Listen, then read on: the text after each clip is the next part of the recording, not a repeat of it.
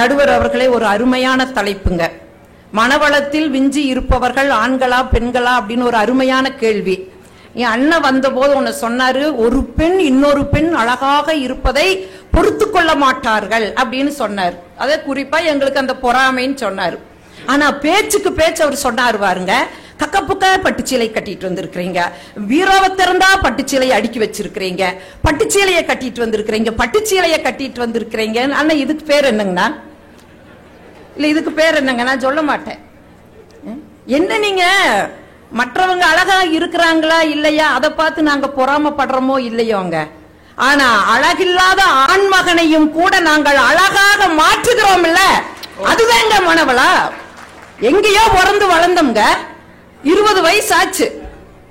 பெத்தவங்க சொல்றாங்க, சங்க இலக்கியத்துல சொன்ன மாதிரி யாயும் யாயும் யாராகிறோ எந்தையும் உந்தையும் எம்முறை கேளிர்னு சொல்லி ஒட்டு உறவே இல்லாத ஒருத்தர் பொண்ணு பார்க்க வர்றாங்கன்னு சொல்றாங்க. எங்களுக்கு மனசுக்குள்ள ஒரு பயம், ஆனா இருந்தாலும் ஒரு ஆசை. அந்த ஆணழகன், அந்த பேரழகன், அந்த பௌர்ணமி நிலா எப்ப வரு எப்ப வரு எப்ப வரு ஏங்குறங்க. அந்த நாளும் வருது, அப்படியே ஒரு படையே வருது. சிங்கம் தான் சிங்கிளா வரும், இது படையே வருது. இதுல யாரு மாப்பிளைன்னு தெரியல. எங்க அப்பத்தா எது மாப்பிள? எங்க அப்பத்தா காமிக்கிறான், இங்க வா, அங்க வேற ஒண்ணு பப்பரக்கான்னு ஒண்ணு உட்கார்ந்து இருக்குது வேற, அதுதான் மாப்பிள. நிமிந்து பாக்குறதுக்கு எங்களுக்கு அச்சம் மடம் நாணம் பயர்ப்பு வேற தடுக்குது. நிமிந்து பார்க்க முடியல. அப்படியே ஓரக்கண்ணால பார்த்தா இதயத்துக்குள்ள அணுகுண்டு வெடிக்குதுங்க. அது பௌர்ணமி நிலாவாட்ட இருக்குன்னு நினைச்சா 13 அமாவாசைய வடிகட்ட மாதிரி ஒரு கலருங்க. ஐயோ, நான் அந்த கருமாப்பிளை கட்டிக்க மாட்டேன். நானு எங்க அப்பத்தா சொல்றான், இங்க பாரு, சபையில் உங்க ஒப்பனுக்கு ஒரு தலகுணு ஏற்படுத்திடாத, அவன் கௌரவத்தோட உழைச்சிருக்கிறான், சரின்னு தலையாட்டுன்னு அவளே என்ற தலையை பிடிச்சு ஆட்டி விட்டுட்டான். எவ்வளவு கனவுல நாங்க இருந்திருப்போங்க. ஒரு அஜித் மாதிரி, ஒரு கமல் மாதிரி எங்களுக்கு ஒரு மாப்பிள்ளை வருவார். எங்களுக்கும் கனவுகள் இருக்குமல்லங்க. அந்த கனவெல்லாம் தவிடு ஒடியாகுது. வாட்சது எப்படி இருந்தாலும் சரி, கைய காமிச்சாங்க, இதுதான் உனக்கு மாப்பிள்ளை. அது கருப்போ சிவப்போ, நெட்டையோ குட்டையோ, குண்டோ ஒல்லியோ, ஏத்துக்கிறோம் இல்லங்க, ஏத்துக்கிறோம் இல்ல. எவ்வளவுங்க மன வலிமை. இதை விடங்க அந்த கருப்பு நிலா நேத்து எங்கூட வாதம் பண்ணுது. நேத்து வாதம் பண்ணுது. உன் பேர் என்னன்னு கேட்டாரு. நான் சொன்னேன், ஏங்க என் பேர் தெரியாதா? ஊர் உலகமே தெரியுமாச்சு. இல்ல, நான் உன்னை எப்படி செல்லமா கூப்பிடுவேன்னாரு. தங்கம் தங்கம்னு கூப்பிடுவீங்க, இனிமேல் உன்னை நான் வச்சுக்க முடியாதுன்னாரு. எனக்கு தூக்கி வாரி போட்டுச்சு. என்னங்க சொல்றீங்க? இல்ல, அரசாங்கம் இனிமேல் 1/2 கிலோ தங்கம் தான் வச்சிருக்கோன்னு சொல்லுது, நீ 72 கிலோ இருக்கிற, உன்னை நான் வச்சுக்க முடியாது. நான் விடுவனா? நான் சொன்னேன், நான் உங்களை வச்சுக்க முடியாதுங்க. பயங்கர கோமது, என்னடி கொழுப்பா அப்படின்னாரு. இல்லைங்க, உங்களை எல்லாம் அடையாளப்படுத்தோன்னு எங்க ஊர்ல எங்க வீட்டுக்காரர் என்ன சொல்லுவாங்க, நீங்களும் கூட கேட்டீங்க கார்ல வரையில, சாந்தாமணி அம்மாட்ட கருப்பு பணம் அதிகமா இருக்குமே. கருப்பு பணம் எங்கிட்ட இல்லைங்க, கருத்த மணி எங்கிட்ட இருக்கிறாரு. ஊர் உலகத்துக்கு அவர் அடையாளம் காட்டோன்னு என்ன சொல்லுவாங்க தெரியுங்களா? அதான் அந்த கருப்பு மணிதான், கருப்பு மணிதான். அதை வச்சு நான் சொன்னேன், நானும் உங்களை இனிமேல் வச்சுக்க முடியாதுங்க. கருப்பு மணி வச்சிருந்தா அரசாங்கம் புடிச்சு கொடுக்க சொல்லுது, புடிச்சு கொடுக்கட்டான்னு கேட்டேன். என்னங்க இங்க பேசிக்கிட்டு இருக்கிறீங்க? வாழ்க்கையை நாங்க எப்படி தியாகம் பண்றங்க? பெண்கள் என்னமோ நீங்க அவ்வளவு சாதாரணமா சொல்லிட்டு போறீங்க. 3 முடிச்சு போடுறாங்க. முதல் முடிச்சுல பெற்றோர்களை மறந்தாச்சு, 2வது முடிச்சுல உற்றார் உறவினர்களை மறந்தாச்சுங்க, 3வது முடிச்சுல கல்யாணத்துக்கு முன்னாடி அப்பனுடைய குலதெய்வம் தான் என்னுடைய குலதெய்வம். கல்யாணம் பண்ண மறுநிமிஷமே என்னுடைய கணவனுடைய குலதெய்வம் என்னுடைய குலதெய்வமா மாறுதுன்னா நாங்க எங்க சாமியவே விட்டு கொடுக்கிறோமே. என்ன எங்களுக்கு மன வலிமை இல்லைங்கிறீங்க? இதை விடங்க மறுவீடு கூட்டிட்டு போறாங்க. இவங்க வீடு எப்படின்னு எங்களுக்கு தெரியாது. அது மாடி வீடா குச்சி வீடா, என் மாமனார் எப்படி, என் மாமியா எப்படி, என் கொழுந்தனார் எப்படி, என் கொழுந்தியா எப்படி, எதுவுமே எங்களுக்கு தெரியாதுங்க. மறுவீடு கூப்பிட்டு போகல எங்க அப்பத்தா வந்து அங்க ஆஜராகிறா. மறுபடியும் கண்ணு இங்க பாரு, கல்லானாலும் கனவை, புல்லானாலும் புருஷன் நினைச்சிட்டு நீ வாழணும். நீ இது அப்படி போயிட்டு இப்படி வந்துடாத, உனக்கு தங்கச்சி ஒருத்தி இருக்கிறா, அவளுக்கு கல்யாணம் ஆகணும், அதனால நீ போய் எப்படி இருந்தாலும் அனுசரிச்சு வாழுன்னு புத்திமதி சொல்றாளுங்க.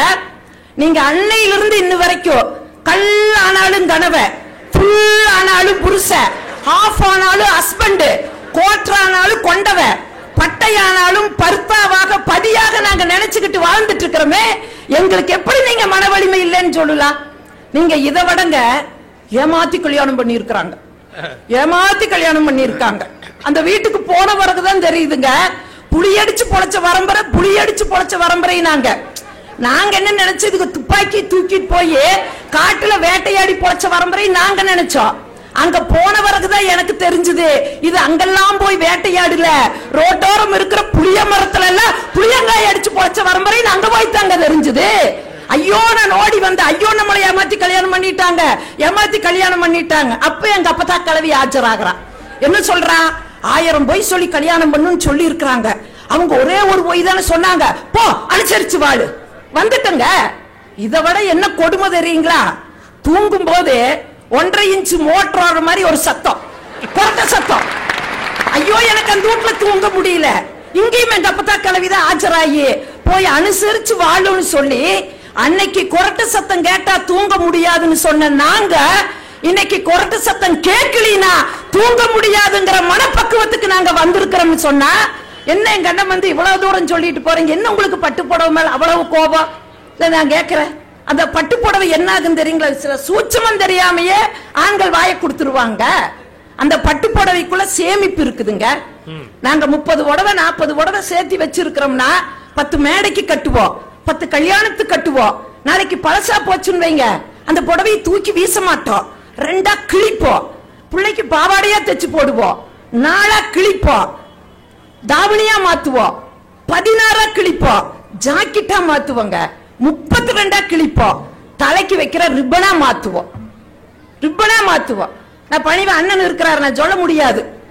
நான் கேட்கிறேன், இவ்வளவு தூரம் எங்க புடவை சேமிப்பாகுது, உங்க வேட்டி எனக்கு ஆகு எதுக்காக உங்க வேட்டி? நான் கேட்கிறேன்.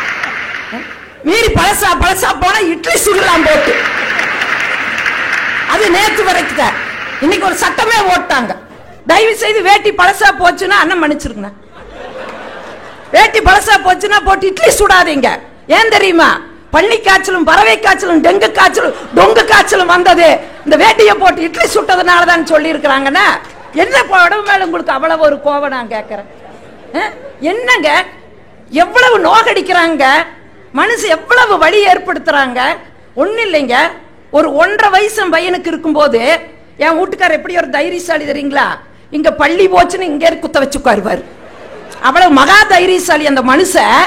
1.5 வருஷ பையன் அப்படியே தத்தி தத்தி நடக்கிறான். இங்க வாடி வாடி வாடி கூப்பிடுறாரு. பேரே கிடையாதுங்க, எங்களுக்கு பேரே கிடையாதுங்க. என்னமா எங்க அண்ணன் சொல்றீங்களே, எங்களை வச்சு பேர் வச்சது வரைக்கும் கூப்பிட்டுருக்குறீங்க. நாங்க என்னமா மும்பையில கூப்பிடுறாங்களாமா, அவன் இவன் அப்படின்னு மும்பையில கூப்பிடுறாங்களா, கோவையில கூப்பிடுறோமா? 30 வருஷம் ஆச்சுங்க கல்யாணம் ஆகி. இது வரைக்கும் என் வீட்டுக்காரர் சாந்தாமணி நான் பேரை வச்சு கூப்பிட்டது கிடையாது. வேண்டாம், சாந்தாமணி தான் கொஞ்சம் நீளமான பேரு. ஒரு சாந்தி, ஒரு சாந்தா, ஒரு சாந்து சொல்லல இல்லைங்க, வாய் வந்தா போயிரு. 1000 வாடி ஓடி, அங்க நடி பண்ற இங்க நடி பண்ற, அதை எடுத்துட்டு வாடி இதை எடுத்துட்டு வாடி, 1000 வாடி ஓடிங்க. எனக்கும் மனசுக்குள்ள ஒரு ஆசை இருக்குது, இந்த மனசு இத்தனை வாடி ஓடி ஓடுறாருன்னு நினைச்சு ஒரு நாளைக்கு அது இந்த காப்பி ஆசைத கொடுக்க முடியாது, முதுகு வீங்கி போக எங்களுக்கு நல்லா தெரியும். எப்படிங்க நாங்க அனுசரிச்சுக்கிட்டு இருக்கிறோம்? இந்த எண்ணெய் இல்லாம இருந்தது,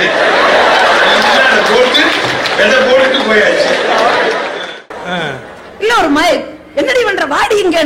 நான் என்னமோ பாம்போ வள்ளியோ வந்துடுதோன்னு அடி தடி தூக்கிட்டு ஓடி வர்ற, இங்க பாரடி பாரடி தம்பி நடக்கிறா எங்க அப்பனாட்டவே.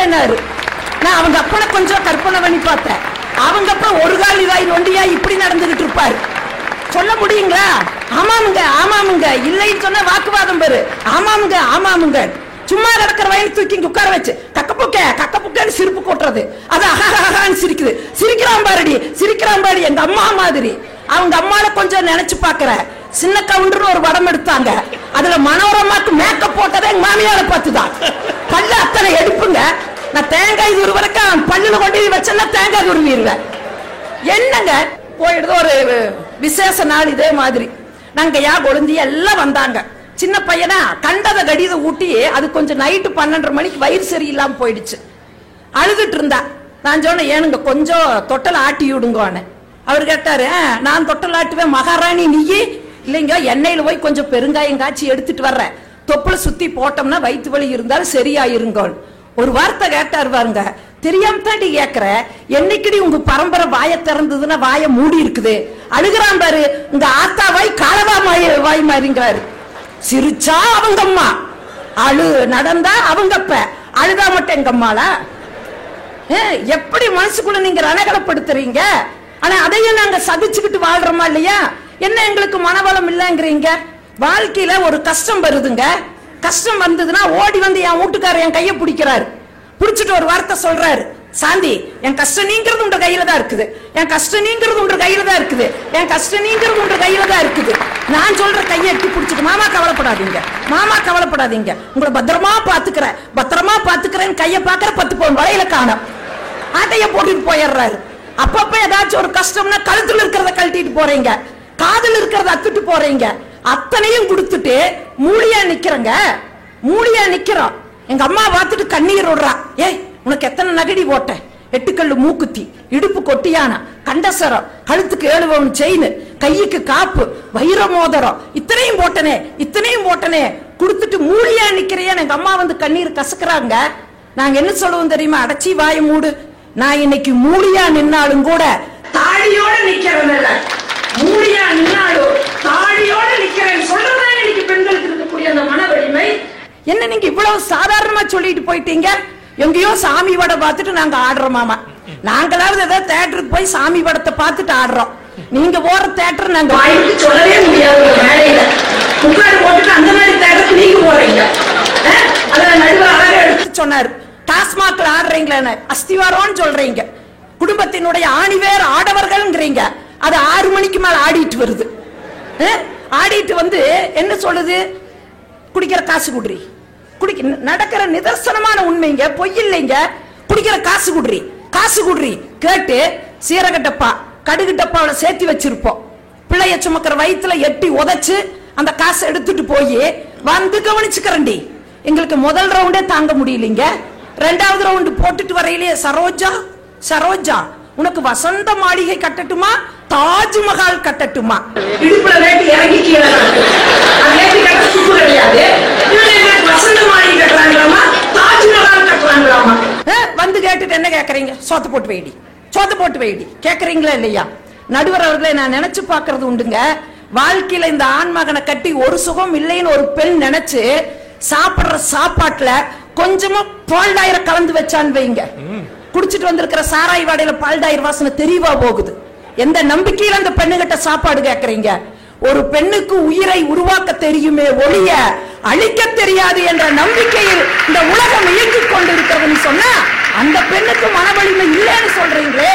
மகரிஷி ஐயா கூட அழகா சொல்லுவார், விட்டு கொடுத்து போவதுதாங்க வாழ்க்கை, இன்னைக்கு விட்டு கொடுப்பவர்கள் கெட்டு போவதில்லை. அதுக்கு என் வாழ்க்கையே ஒரு உதாரணங்க. ரத்தின சுருக்கமா முடிச்சிடறேங்க, ஏன்னா நேரம் விருப்பமாயிடுச்சு. ரத்தின சுருக்கமா முடிச்சிடறேங்க. சொந்தம் விட்டு போக கூடாதுன்னு நடந்த கல்யாணம், சாந்தாமணிய சுப்பிரமணியத்து கட்டுங்க நடையா நடக்கிறாங்க. என்னைய அதுல குடுக்கறதுக்கு விருப்பம் இல்லை, இருந்தாலும் இவங்க தொந்தரவு தாங்க முடியாம ஒரு நாள் பொண்ணு பார்க்க வாங்கன்ட்டாங்க. என் வீட்டுக்காரர் மகர ராசி, மகர ராசி நேயரே, பிடிச்ச கலர் பச்சை சிகப்பு, என் வீட்டுக்காரர் பச்சை கலர் பேண்ட் சிகப்பு கலர் சட்டை. அவரோட கலர் காம்பினேஷனை பார்த்துட்டு எங்க வீட்டுல கட்டி இந்த மாடை விட்டுட்டு ஓடிச்சு. வந்தாங்க பார்த்தாங்க, அன்னைக்கு எனக்கு 12,000 பட்டு புடவை போட்டி போட்டு எடுத்தாங்க. சரி எடுத்துட்டு போறாங்க விட்டுருங்கன்ட்டாங்க. ஒரு நாள் எங்க மாமனார் ஐயம் வந்தாரு, எத்தனை பத்திரிக்கை அடிச்சிருக்கீங்க? 1000 பத்திரிக்கை அடிச்சிருக்கிறோம், 500 குடுன்னு வாங்கிட்டு போனாரு. அடுத்த பஸ்ஸ புடிச்சு வந்தாரு, ஏனுங்க என்ன மணமகனின் தந்தைங்கன்னு போடுற இடத்துல வெறும் கிருஷ்ண கவுண்டர்னு போட்டிருக்கிறீங்கன்னாரு. ஏனுங்க உங்க வேற அதானுங்க, வெறும் கிருஷ்ண கவுண்டர் போடக்கூடாது, மிராஸ் தான் கிருஷ்ண கவுண்டர் போடணும்ட்டாங்க. அங்க மிராசுன்னு ஒண்ணு ஏக்கரா கணக்கு கிடையாதுங்க, உடக்கா போட்டு வைக்காத ஒன்றைய கணக்கு அடிச்சு சொன்னோம். அதுல புல்லு கிடையாது கொள்ளு கிடையாது, அந்த உடக்கா போட்டு வைக்காத 1.5 ஏக்கரா வச்சுட்டு மிராசு போடலையான்னு வருத்தம். பெண்ண மிராசு போடுது அவ்வளவுதான் எனக்கு கொடுங்க. அப்ப கம்ப்யூட்டர் வசதி இல்லைங்க, அந்த மூலையில நான் உட்கார்ந்துகிட்டு 250 பத்திரிக்கைக்கு மிராசு மிராசுன்னு எழுதுறேன், இந்த மூலையில என் தங்கச்சி உட்கார்ந்துகிட்டு மிராசு மிராசுன்னு எழுதுறான். குடுக்கல எங்க மாமனார் சொல்றாரு, அது கல்யாணத்துக்கு முன்னாடியே கட்டிக்கு போற உழைக்கு குழந்தையாளுக்கு இம்போசிஷன் கொடுத்த குடும்பம் அந்த குடும்பம். எழுதி குடுக்கல எங்க மாமனார் சொல்றாரு, இங்க பாருங்க மாப்பிள்ளை அழைப்புல ஜோரா நடத்தோங்க, பட்டையவே கலப்புறம் போங்கோன்ட்டாங்க. போயிட்டு கல்யாணத்தன்னைக்கு மாப்பிள்ளை கடைசி பஸ்ல வந்து இறங்குதுங்க. ஒரு மிராசு விளம்பர கார் வச்சு வரல இல்லையா? கடைசி பஸ்ல வந்து இறங்கி புள்ளார் கோயில் உட்கார்ந்துட்டு எங்களுக்கு தூது விடுது. நாங்கெல்லாம் மாப்பிள்ளையோடு வந்திருக்கிறோம், எங்களை எல்லாம் வந்து கூட்டிட்டு போங்க. நாங்க மேலதாளம் தேங்காய் வள தட்டத்தோடு போனா திருப்பி நிக்குது. ஏனுங்க என்ன வெறுங்கையோட வந்திருக்கிறீங்க? ஐயோ வெறுங்கையோட வரலைங்க, தடவை தூக்கிட்டு தான் வந்திருக்கிறோம். இப்படி கூப்பிட்டா வரமாட்டா, அப்புறம் குதிரை வச்சு கூட்டிட்டு போ. வெடிக்கல் 4 மணிக்கு குதிரைக்கு எங்கேயும் போறது? எங்க ஊர்ல சுல்தான் பாய்னு ஒரு பாய் இருக்கிறாரு. அவர் குதிரை இருக்குது, வண்டி இருக்குது, குதிரைக்கு புல்லும் கிடையாது கொள்ளும் கிடையாது. ஏன்னா பாய் வைக்கப்புள்ள போட்டு அவர் கூட தூங்கிக்குவாரு. அது Ambal theatre, Radharani theatre, 2 theatre ஓட்டிக்கிற போஸ்டர் தின்னு நோஞ்சானா கிடக்குது. திருச்சி NH ரோடுங்களா, ஒரு நாள் லாரிக்கார வந்து லைட்டா ஒரு கால உரசி விட்டுட்டு போயிட்டேன். அந்த குதிரைக்கு ஒரு கால் நொண்டியாய் போய் அது இந்த நொண்டி நொண்டிட்டு இருக்குது.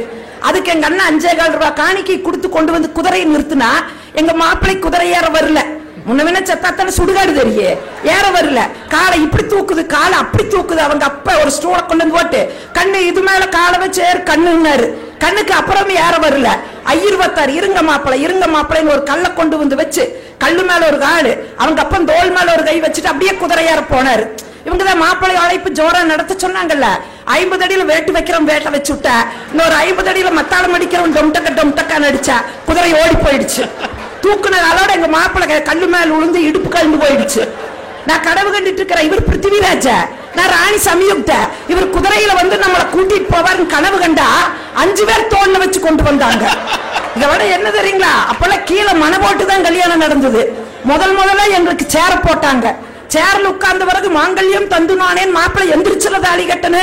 என் மாப்பிள்ளைக்கு எந்திரிக்க முடியல. நானே குடிஞ்சு மாப்பிள்ளை கட்டு, அது தாலியா தண்டவாளமா போடையன்ற கழுத்துல போய் குடிஞ்சு வாங்கினேன். இதை விட கிளைமேக்ஸ் என்ன தெரியுமா, எல்லார் கையிலயும் அம்மா பால் சொம்ப கொடுத்து ஆசீர்வாதம் பண்ணி போய் வா மகளேன்னு சொல்லுவா. என் அம்மா முந்தாணி எடுத்து வாயில வச்சு தேம்பி அழுதுட்டு ஒரு பாட்டில கொடுத்தா. தப்பா எடுத்துக்காதீங்க, அந்த பாட்டில் இல்ல, முட்டிக்கு போடுற சிங்கிரி வளைத்தன இந்தாம அவளை எடுத்துட்டு போய் மாப்பிளைக்கு இடுப்பு நீவுன்னு சொல்லி அதை எடுத்துட்டு அந்த ரூமுக்குள்ள போன தட்டத்துல பால் பலகாரம். அதை பார்த்த உடனே எல்லா பிள்ளைக்கும் வர்ற ஆசை. நானு பால் இருக்கும் நானு என் வீட்டுக்கார சிவாஜி சொல்லுவாரு. அவரு சொன்னாரு ஒரு நாள் இல்ல 2 நாள் இல்லைங்க, 3 மாசம் இடுப்புக்கு எண்ணெய போட்டு நீவி அப்புறம் தான் நாங்க மறுவீடே போனோம்னு சொன்னா என்னங்கண்ணா, விட்டு கொடுத்து போற வாழ்க்கை என்னைக்கு கெட்டு போகாதுங்க. வாழ்க்கையில பெரும்பாலும் துன்பத்தை அனுபவிப்பர். நீங்க சொன்னீங்க பாருங்க, ஆடவரை நடுவர் முன்னுரையில் சொல்லவே இல்லை, அதனால் தீர்ப்பு எங்களுக்கு தான் சொன்னீங்க. தீர்ப்பு நீங்க அவங்களுக்கே கொடுங்க நடுவர் அவர்களே. பெண்ணினம் என்பது அன்று முதல் இன்று வரை எல்லாவற்றையும் விட்டு கொடுத்து பழகிப்பட்ட பாவப்பட்ட ஜென்மம். அதனால தீர்ப்பு நீங்க அவங்களுக்கே கொடுங்க. வாய்ப்புக்கு நன்றி, வணக்கம். பொதுவா பெண்களுக்கு வந்து நகைச்சுவை உணர்வு கம்மின்னு சொல்லுவாங்க. அதெல்லாம் இந்த அம்மா தூக்கி சாப்பிட்டாங்க. பெண்கள் எவ்வளவு ஹியூமரஸா பேச முடியும் அப்படிங்கிறதுக்கு ஒரு அடையாளம். ரொம்ப அருமையான நகைச்சுவையோட அந்த சிரமத்தை கூட அவ்வளவு அழகா அவங்க வாழ்க்கையில வெளிப்படுத்தினாங்க. இப்போ அருமை தம்பி மோகன சுந்தரம் அவர்கள் ஆண்கள் தான் மன வளத்தில் மிக்கவர்கள் என்று பேச வந்திருக்கிறார். ஒரு பெண்ணோட மன வளத்தை பார்த்தீங்களா? இது இல்ல, இந்த அம்மாவை இவ்வளவு நாளா வீட்டில் வச்சிருக்கிறாரு எங்க அண்ணன், அதுதான் ஆணோட மனவளம். நான் போன வருஷம் திருப்பூர்ல பேச வந்தேன். அப்போ நம்ம மகரிஷியோட புத்தகம்லாம் படித்தேன். இவர் சொன்னதுல ஏதாவது ஒன்று நம்ம ஃபாலோ பண்ணலாமான்னு நினைச்சேன், முடியல. ஏன்னா அவர் எல்லாமே நல்லதா சொல்லிட்டு போயிட்டார். நம்மளால அவ்வளவு முடியாது. சரி, ஒன்னாவது செய்யலாம். உன்னுடைய சம்பாதிப்பில் சிறிது சேர்த்து வைன்னு சொன்னாரு. இனிமேல் வெட்டி செலவு செய்யாம சேர்த்து வைக்கலாம்னு நினைச்சேன். இப்ப அதுவும் முடியல. ஏன்னா போற இடத்துல எல்லாம் பேன் கார்டு கேட்கிறானுங்க. நேற்று ஜனவரி 1ங்க கேலண்டர் கொடுப்பான், ஏதாவது வாங்கலான்னு நகை கடைக்கு போனேன். ரொம்பலாம் வாங்கல, 2 கிராம் 1/4 சவர காயின். பேன் கார்டு கொடு நான் கொடுத்தேன், ஆதார் கார்டு கொடு நான் கொடுத்தேன், ரேஷன் கார்டு கொடு நான் கொடுத்தேன். இன்னும் என் பால் கார்டு இபி கார்டை தவிர எல்லா கார்டையும் கொடுத்துட்டேன். அதுக்கப்புறம் சும்மா இது யாருக்கு வாங்குறீங்கன்னா பயந்துட்டேன். இதெல்லாம் எதுக்கு நீங்க கேட்குறீங்கன்னு சொல்லுங்க. நான் வேற என்ன பண்றது, ஒய்ஃபுக்கு என்ன அதை எழுதி கொடுங்க. கவர்மெண்ட்ல இது மட்டும் தான் சொல்லியிருக்கு, ஒய்ஃபுக்கு வாங்கணும்னா எழுதி கொடுக்கணும்னு சொல்லலையேன்னு. அவன் சொன்னான், நீ சொல்லிட்டு போயிடுவையா, அவர் திடீர்னு இன்னைக்கு நைட்டு 8 மணிக்கு டிவியில வந்து சொர்ண யோஜனான்னு திட்டம் இருக்குது, இனிமேல் எழுதி வாங்குங்கன்னு சொன்னா நாங்க என்ன பண்றதுன்னு கடைசியில் அதுவும் முடிஞ்சு போச்சு. ஆக மனவளத்தை பற்றி நம்ம சாந்தாமணி பேசினது வந்து நகைச்சுவைக்கு விட்டு நம்ம போகும்போது அவர் சொல்லிட்டு போறாங்க. நீங்க நடுவர் அவர்களே, நீங்கள் யாருக்கு வேணாலும் தீர்ப்பு கொடுங்கள், ஆண்களுக்கே தீர்ப்பு கொடுங்கள், நாங்கள் விட்டு கொடுக்கிறோம். அதெல்லாம் ஒன்றும் இல்லை, இது வீட்டில் பண்ற டெக்னிக் தான். நம்ம காதுல எல்லாம் சொல்லிட்டுங்க, சொல்றத சொல்லிட்டேன், அப்புறம் உங்க இஷ்டம் அப்படின்னா நான் நாயே பண்ணலன்னா நாசமா போயிடுவேன்னு அர்த்தம். பெண்களுக்கு எப்பவுமே மனம்ல என்ன இருக்குன்னு யாருக்கும் தெரியாதுங்க. சில சமயம் அவங்களுக்கே தெரியாது, அதனாலதான் சிக்கி தவிக்கிறாங்க. எங்க அண்ணன் சொன்ன மாதிரியே தான் சார். ஒன்னும் இல்லை, போன வாரம் புக்கு பெரட்டின்னு இருந்தேன். ஐஸ்வர்யா ராய் சமீபத்தில் எடுத்த ஒரு போட்டோ. அந்த அம்மா உண்மையிலே போட்டோல பார்க்க அழகா இருந்தது. நமக்கு நாக்கில் வாஸ்து சரியில்லை. சும்மா இல்லாம ஒய்ஃபை கூப்பிட்டு ஒரு குழந்தை பெத்த பிறகு ஐஸ்வர்யா ராய் பாரு எவ்வளவு அழகா இருக்காங்கன்னு, இதுல என்னங்க தப்பு? ஆமான்னு சொல்லிட்டு போக வேண்டியதானே. உத்து பார்த்துட்டு சொல்றா எல்லாம் மேக்கப். அதே மேக்கப் கார எனக்கு போட்டா நானும் அது மாதிரி தான் இருப்பேன். இதெல்லாம் ரொம்ப அநியாயம் இல்ல? அதுக்கு அடுத்து ஒண்ணு சொன்னான், ஐஸ்வர்யா ராய் டிகாஷன் காபி வச்சு கொடுப்பாளா, துணி தைப்பாளா, 3 வேளை சோறாக்கி போடுவாளா? எதுவும் நான் அடுத்த வார்த்தை இருந்து அவ கூட இருக்க போற மாதிரி. என்ன சொன்ன, நல்லா இருக்குன்னு சொன்ன, அதோட விட்டுற வேண்டியது தானே. ஐஸ்வர்யா இதை செய்வாளா அதை செய்வாளா, அவளுக்கு அதான் வேலை, வேற என்ன வேலை? மனம் மலருவது என்பது பெண்களுக்கு ரொம்ப குறைவு, அதான் உண்மை. இவ்வளவு பேசுறாங்களே, நம்ம மகரிஷியே ஒரு கூட்டத்தில் பேசிட்டு இருக்காராம். அப்ப பேசும்போது சொல்றாராம், கணவனும் மனைவியும் விட்டு கொடுத்து போகணும்னு. அதெல்லாம் ஆண்கள் இருந்தாங்க, பெண்கள் இருந்தாங்க. மகரிஷி நேரா பேசுறார். மகரிஷியை நேரில் பார்க்கறதே புண்ணியம். அவர் வாயால தத்துவங்களை கேட்கறதும் அறிவுரை கேட்கறதும் புண்ணியம். ஆண்களும் இருந்தாங்க, பெண்களும் இருந்தாங்க. விட்டு கொடுத்து போகணும்னாராம். ஒரு அம்மா எழுந்து, யாரு ஆம்பளையா பொம்பளையா எது அவர்கிட்டயே, அவரு யார் புத்திசாலியோ அவங்க விட்டு கொடுத்து போயிடுவீங்கன்னு தப்பிச்சிட்டாரு. இப்போ பெண்களுடைய மனம் அப்படிதான். மனிதநேயம் குறைவு, அன்பு குறைவு. சார் சண்டை போடுறதே குடும்பத்துல யாரு சார் சண்டை ஆரம்பிக்குது? இந்த ஆம்பளைங்களுக்கு சண்டை போடவே தெரியாது, அவன் சாதாரணமா பேசவே தெரியாது. சண்டை ஆரம்பிச்சா இன்னும் தெரியாது. வீட்லயேங்க சண்டை ஆரம்பிச்ச உடனே கட்சியா என்ன சொல்ற இப்போன்னுவான் ஃபர்ஸ்ட் எடுத்த உடனே, இன்னும் சண்டையே ஆரம்பிக்கல. ஆனா பெண்கள் அப்படி இல்லை, சண்டை நல்லா பேசுவாங்க. சண்டைன்னு வந்ததுன்னா கிபி கிமு அன்னைக்கு கூட நீங்க என்ன திட்டினீங்களே, என்னைக்குன்னு தெரியாது, நம்ம மனசுக்குள்ள டெய்லி தான் திட்டின்னு இருப்போம். ஸ்கூட்டர் ஸ்டார்ட் பண்ணும்போது எப்படியோ ஒண்ணு சண்டை. இந்த நாட்டுடைய மனசு மலராமல் இருப்பது பெண்களுக்கு தான். இல்லைன்னா தனி குடித்தனம் ஏங்க வருது? எங்கேயாவது ஆம்பளை சொல்றோமா, எங்க அப்பா அம்மா கூட 35 வருஷம் இருந்தோம், போர் அடி, இதுவா தனியா போலான்னு? பெண்கள் தான்.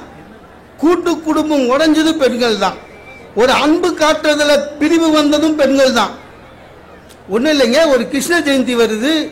கிருஷ்ண ஜெயந்தி அன்னைக்கு என் ஒய்ஃபு கிட்ட சொன்னேன், வாமா பலகாரத்தை கொடுத்துட்டு அம்மா அப்பாவை பார்த்துட்டு வரலான்னு. ஒன்றும் பண்ண முடியல. ஏன் கண்டிப்பா போகணுமான்னா, இல்லைம்மா வாமான கூட வந்தா. வர வழியில கிருஷ்ணரெல்லாம் திட்டின்னு வரா. கிருஷ்ணர் பிறந்து ஒரு ஜெயந்தி வந்ததுனால தானே இதெல்லாம் வந்து காலில் விழுந்து எழுந்தாங்க. எங்க அம்மா சும்மா இருக்க கூடாதா? மாமியாரும் பொண்ணு அம்மா மாதிரி தான், அம்மா எழுந்துருமானாங்க. ரொம்ப சங்கடமா போச்சு. நான் அப்படியே பின்னால வேடிக்கை பார்த்துன்னே இருந்தேன். இதெல்லாம் விட எங்க அம்மா அந்த சீடை எடுத்து சாப்பிட்டுட்டு சொல்றாங்க, இவ்வளவு பச்சை இருக்கிற சீடை செய்ய தெரியலையே நாங்க. இதுதான் பெண்களுக்குரிய மிகப்பெரிய பிரச்சனை. ஒரு அன்பும் ஆதரவும் எங்கே குறைகிறது என்றால் அங்கே மனித மலம் குறைகிறது என்ற அர்த்தம். அது ஆணுக்கா பெண்ணுக்கா என்பதை உங்களிடம் விட்டு விடுகிறேன். ஒண்ணுமே கிடையாது சார். போன வாரம் சுகர் ஜாஸ்தி ஆயிடுச்சு, ஹாஸ்பிட்டல்ல சேர்ந்தேன். ஹாஸ்பிட்டல்ல போனோன்னு டாக்டர் சொன்னாரு, ஒரு 2 நாள் இருந்து சுகரை கண்ட்ரோல் பண்ணிட்டு போங்கன்னு. என் ஒய்ஃபு கிட்ட சொல்றேன், என்னம்மா தங்குறியான்னு. ஏன் என்ன கேட்குறா, ஏன் நான் இங்கே தங்குனேன்னா வீணா சண்டை வரும். எவ்வளோ பாருங்க மலர்ந்த மனசு. சொல்லினே இருக்கா. டாக்டர் வந்துட்டார் உள்ள. டாக்டர்கிட்ட கம்ப்ளைண்ட் பண்ணுறா, டாக்டர் நான் எது சொன்னாலும் இவர் கேட்க மாட்டாருன்னு. அவரு இடுப்பில் கை வச்சுன்னு, என்ன மிஸ்டர் ஒய்ஃபு சொன்னால் கேட்கறது இல்லையா? அவர் இன்னும் அவங்க ஒய்ஃபு சொன்னால் கேட்குற மாதிரி. எவன் கேட்டிருக்கோம். அதனால தான் இந்த அளவாவது நல்லா இருக்கும். வீட்லேயேங்க ஒரு பெண் இருப்பதற்கும் ஆண் இருப்பதற்கும் வித்தியாசம் இருக்கு. பெண் மகிழ்ச்சியாக இருக்கிறாள். ஆனால் ஆண் தான் எக்ஸாம் டெய்லி எழுதுற மாதிரியே இருக்கிறான். சார் காலேஜ் படிக்கிற பசங்களுக்கு கவலை இல்லைங்க. வருஷத்தில் ஒரு எக்ஸாம், சிலபஸ் உண்டு. சிலபஸ் மீறி ஏதாவது வந்ததுன்னா நீங்க எழுதலனாலும் மார்க் போட்டுருவான். அப்படிதானே? ஆனா வீட்டில் அது மாதிரி கிடையாது. ஒவ்வொரு புருஷனுக்கும் டெய்லி எக்ஸாம், சிலபஸும் கிடையாது. என்ன கேள்வி வரும்னு தெரியாது. காலையில் ஆபீஸுக்கு புறப்படும் போது ஒய்ஃப் சொல்றா, உங்க அம்மா அப்பா இன்னும் எவ்வளவு நாள் இருக்க போறாங்க சொல்லுங்கன்னு. எங்க காலையில் இது விட்டுட்டு போக முடியாது. சாய்ஸ்ல விடுறது இல்லை. இருமா நான் சாயங்காலம் வந்து பேசுறேன்னு போயிட்டு சாயங்காலம் வந்தா அம்மா அவங்க நின்று, டேய் உன் பொண்டாட்டி அடக்கி வைடான்றாங்க. நம்மளால எது எது முடியாதோ அதை தான் கேட்பாங்க இல்லையா? அது முடியாம தான் எங்க அப்பாவை ஈஸி சேர்ல படுத்துனுக்கிறாரு. ரொம்ப கஷ்டம். இப்படி சார் ஒய்ஃபு நம்ம எதிர்க்கே தெளிவா இவங்க சொல்றாங்களே பெண்கள் விட்டு கொடுத்தார்கள். ஒன்றும் இல்லைங்க. ஒய்ஃபு நம்ம கிட்ட சொல்றா, நான் இன்னைக்கு சொல்றேங்க உங்க தங்கச்சி எனக்கு பிடிக்கவே இல்லைன்னு. நம்ம கிட்டயே நம்ம என்னைக்காவது ஒய்ஃபு கிட்ட சொல்லியிருக்கோமா உன் தங்கச்ச பிடிக்கலன்னு? ஒரு ஒரு நியாயம் வேணாம். எந்த இடத்துல அவங்களுக்கு இடம் பொருள் ஏவல் எதுவுமே கிடையாதுங்க. ஆம்பளை அப்படி இல்லை. எந்த இடத்துல எப்படி நடந்துக்கணும்னு அவனுக்கு தெரியும். கோயிலுக்கு போறான், கோயிலில் போய் நீங்க கோயிலில் சாமி கும்பிட்டுட்டு உடனே வராதிங்க. அந்த கியூல நிற்கிறவங்கள பாருங்க, ஆம்பளைங்களை பாருங்க, பொம்பளைங்களை பாருங்க. ஆம்பளை அப்படியே நிற்பான், வீட்டில் இருக்கிற மாதிரியே மூஞ்சி உம்முன்னு இருக்கும். நேராக கடவுள்கிட்ட வேண்டுவான், ஆண்டவா அடுத்து ஒரு பிறப்புன்னு இருந்ததுன்னா நாயா பட நரியா பட ஆம்பளையா படைச்சிடறான். எங்கள் அம்மா கிட்டேருந்து என் ஒய்ஃபை காப்பாற்று, என் ஒய்ஃபு கிட்டேருந்து எங்கள் அம்மாவை காப்பாற்று, அந்த ரெண்டுத்துக்கிட்ட இருந்து என்னை காப்பாற்று. அப்படி. ஆனால் லேடிஸ் அப்படி இல்லைங்க. அவங்களுக்கு கோவில், ஜுவல்லரி ஷாப்பு, புடவை கடை எல்லாம் ஒன்று தான். பேசிக்கினே போவோங்க. ஊருக்கதெல்லாம் பேசின்னு எங்க தீபார்த்தனை காட்டுற இடம் வரையும் போயிடும். அன்றைக்கு அந்த அம்மா ஐயர்கிட்ட போனோம்னா அவருக்கு கேள்வி கேட்குது, சாமி நேற்று காணுமே உங்களை டிரான்ஸ்ஃபர் பண்ணிட்டாங்கன்னு நினைச்சேன்னு. அவருக்கு பக்கு இருக்குது. ஏற்கனவே உண்டி எண்ணத்தில் மாட்டினுக்கிறாரு. இப்படிதான் எந்த இடத்துல எது பேசணுன்றது அவங்களுக்கு ஒன்றும் தெரியாது. அட அன்னைக்கு ஒரு அம்மா, அது பாவம் குருமாக்காக வாங்கின தேங்காய் போலது, போகும்போது பிள்ளையாருக்கும் உடச்சிட்டு போகலான்னு வந்துக்குது. இந்த ஐயர் சும்மா இல்லாமல் தேங்காவை மாற்றி கொடுத்துட்டாரு. அர்ச்சனை முடிஞ்ச உடனே சாமி தேங்காய் மாறிடுச்சுன்னு. அவரு அப்படியா, சரிம்மா அடுத்த வாரம் பார்த்துக்கலாம். கொடுத்த தேங்காவை திருப்பி கொடுக்க யோகிதை இல்லை உனக்குலாம் என்னத்துக்கு பொறுப்பு அப்படின்னு. குருக்களை உன்னை சாமி தான் கேள்வி கேட்கணும்னு குருக்களை திட்டு வருது. எப்பவுமே பெண்களுக்கு மனம் மலர்ந்தது கிடையாது. எங்க அணி தலைவர் சொன்னார், ஆடம்பரம் அனாவசியம். ஆமா, எது தேவையோ அதற்காக ஆசைப்படுவது ஆண்மனம். ஆனால் ஆசைப்படுவதெல்லாம் தேவையாக்கி கொள்வது பெண்மனம். சார் நம்மளுடைய கல்ச்சர்னு ஒன்று இருக்கு, எதை பத்தி கவலை இல்லைங்க.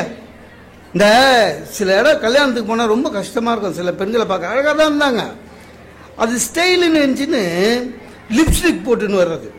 இந்த லிப்ஸ்டிக் போடுற கலாச்சாரன்றது ஃபாரின். ஏன் அங்கே வெதர் அந்த மாதிரி. ஒரு 10 நிமிஷம் அப்படியே இருந்தீங்கன்னா குளிர்ல உதடு வெடிச்சு ரத்தம் வரும். அதுக்காக அவங்க லிப்ஸ்டிக் போடுவாங்க. நம்ம ஆளுங்களுக்கு அதை பற்றி தெரியாது. அதை கலர் காம்பினேஷனும் தெரியாது, எப்படி போடணும்னு தெரியாது.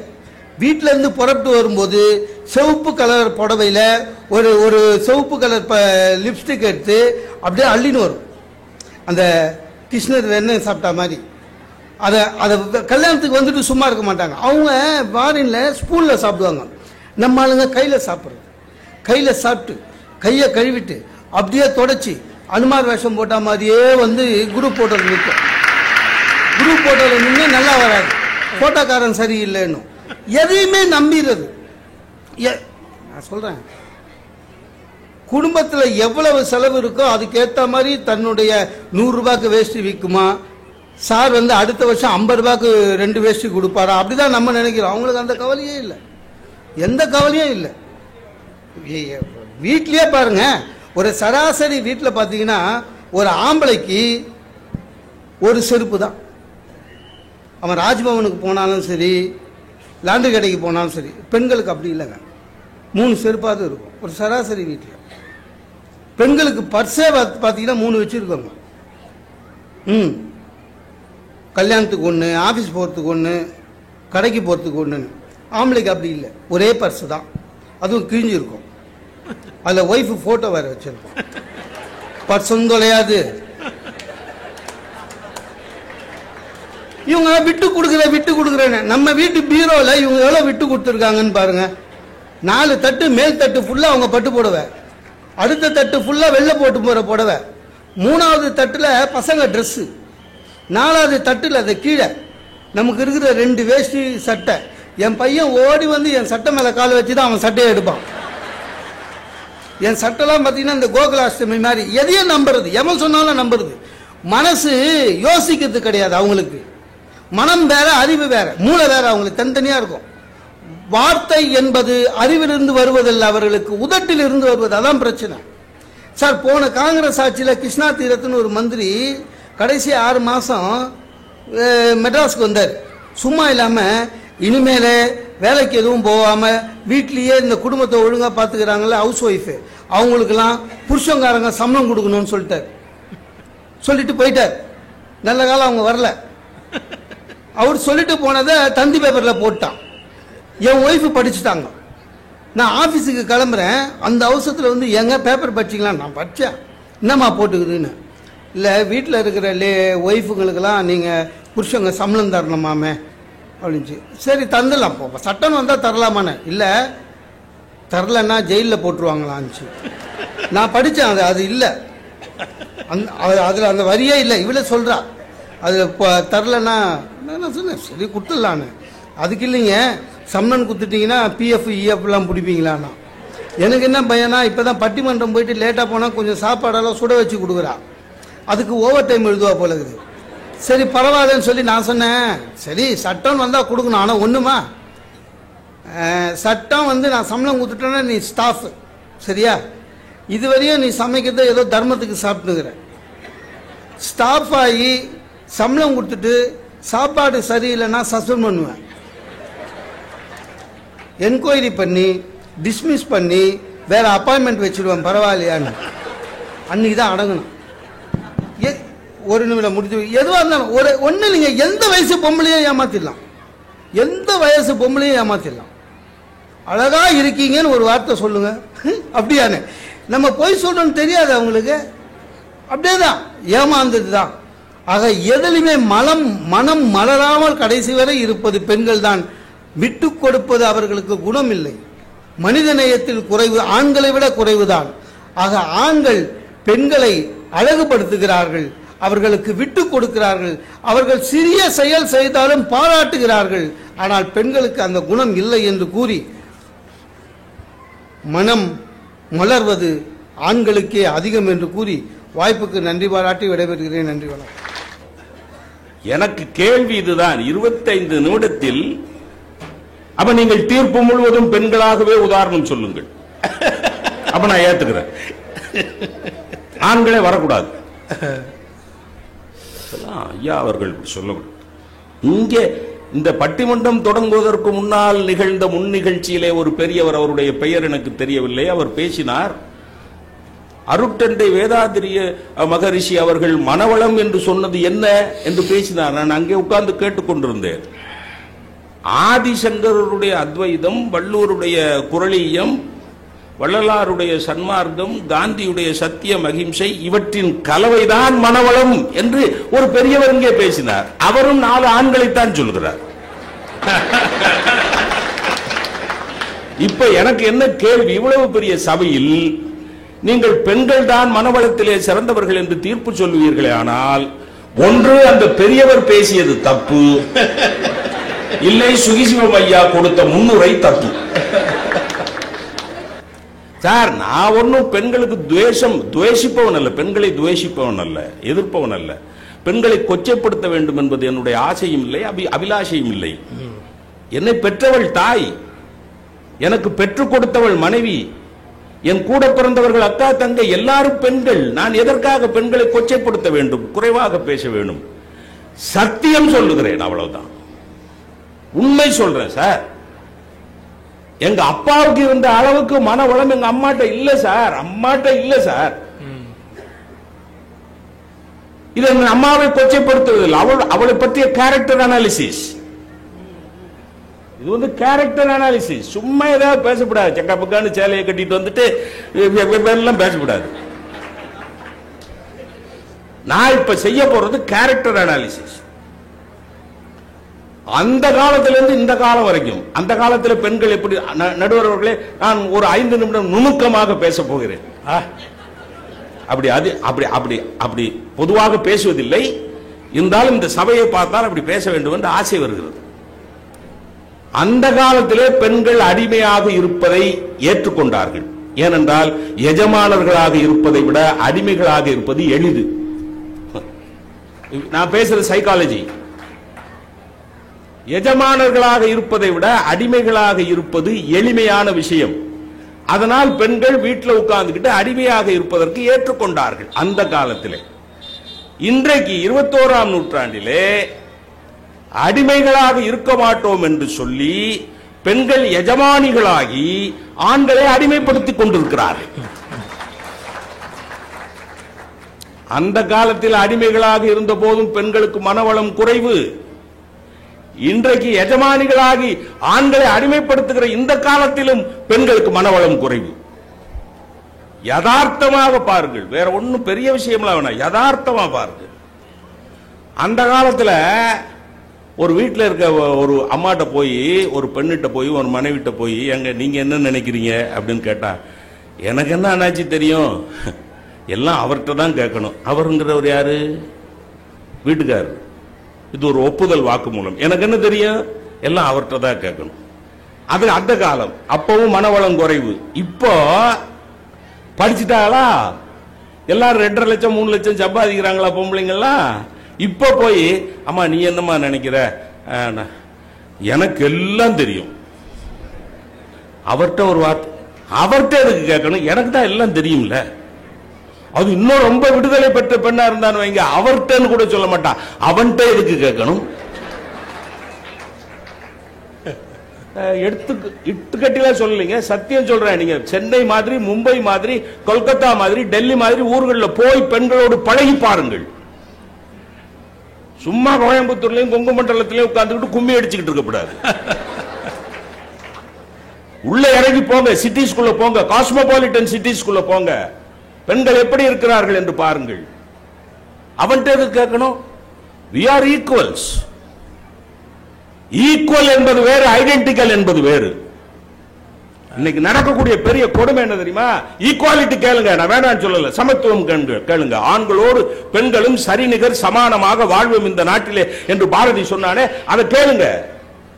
ஆனா நாங்களும் ஆம்பளைங்க மாதிரி தான் பேச ஆரம்பிக்கிறோம் பாருங்க, அந்த இடத்துல மனவளம் குறைகிறது. சத்தியமாக சொல்லுகிறேன், பெண்கள் ஆண்களைப் போல நடக்க வேண்டும் என்பது இயற்கையினுடைய நியதி என்றால், ஆண்கள் என்றும் பெண்கள் என்றும் ரெண்டாக ஆண்டவன் படைத்திருக்க மாட்டான், வெறும் ஆண்களாகவே படைத்திருப்பான். ஈக்குவாலிட்டி வேற, ஐடென்டிக்கலா இருக்கணும்னு நினைக்கிறாங்க. எனக்கு என்ன தெரியும்னு சொன்ன காலத்திலையும் மனவளம் குறைவு, எனக்கு எல்லாம் தெரியும் என்று சொல்லுகிற காலத்திலையும் மனவளம் குறைவாகத்தான் இருக்கிறது. எனக்கு துவேஷம் இல்லை, மறுபடி சொல்லுகிறேன். என் குல தெய்வமே அங்காள பரமேஸ்வரி தான். என் குல தெய்வமே அங்காள, பெண் தெய்வம் தான் எனக்கு குல தெய்வம். இலக்கிய சான்று சொல்லவா நடுவர் அவர்கள்? இலக்கிய சான்று சொல்லவா? குமணன் என்கிறவன் வள்ளல், பெரிய அரசன், அவன் அள்ளி கொடுக்கிறான், அதுல ஒன்றும் பெரிய விஷயம் இல்லை. ஆனா பெருஞ்சித்திரனார் என்கிறவர் ஏழை புலவர், அவர் போய் குமணன் பாடி பரிசில் பெற்றுட்டு வர்றாரியா. மன வளம்னா என்னன்னு நான் சொல்றேன், கவிதா மறுத்து பார்க்கணும். குமணன் ராஜா சார், நிறைய பணம் வச்சிருக்கான் சார், அவன் அள்ளி கொடுக்கிறான். ஏழை புலவன் சார் பெருஞ்சித்திரன், அவன் போய் வாங்கிட்டு வந்து அப்படியே வாங்கிட்டு வந்த பரிசு பொருளை பூரா மனைவிட்ட கொடுத்துட்டு அம்மா இந்தா இது நான் வாங்கி வந்த பரிசுகள், நீ இதை உனக்கென்றும் வைத்துக் கொள்ளாதே, எனக்கென்றும் வைத்துக் கொள்ளாதே, நம் பிள்ளைகளுக்கென்றும் வைத்துக் கொள்ள வேண்டிய அவசியம் இல்லை. நீ நயந்து உரைநர்க்கும் நின் நயந்து உரைநர்க்கும் இன்னார்க்கு என்னாது எல்லாருக்கும் கொடுமதி மனைகிழவோயே. நாம் பாருங்க, உனக்கு யாரெல்லாம் பிடிக்குமோ, உன்னைய யாருக்கெல்லாம் பிடிக்குமோ அவங்களுக்கெல்லாம் அள்ளி அள்ளி கொடுமா. அதுல முக்கியமான பாட்டு, அந்த பாட்டுல முக்கியமான இடம் என்ன தெரியுமா? மனவளம்னா என்ன தெரியுமா? எல்லாருக்கும் கொடுமதி மனை கிழவோயேங்கிறது பெரிய விஷயம் இல்ல, என்னோடும் சூழாது. நாம் பாருங்க, அதான் மனவளம். போய் பாடி பரிசு பெற்றது பெருஞ்சித்திரன் என்கிற புலவன் ஆம்பளை. அவன் மனைவிட்ட கொடுத்துட்டு நீ எல்லாருக்கும் குடுமா, எல்லாருக்கும் எடு, நமக்குன்னு வச்சுக்காதமா, எல்லாருக்கும் குடுமா, ஏன்ட்ட கூட கேட்கணும்னு அவசியம் இல்லைன்னு சொன்னான் பாருங்க. அதுதான் ஐயா மனவளம்.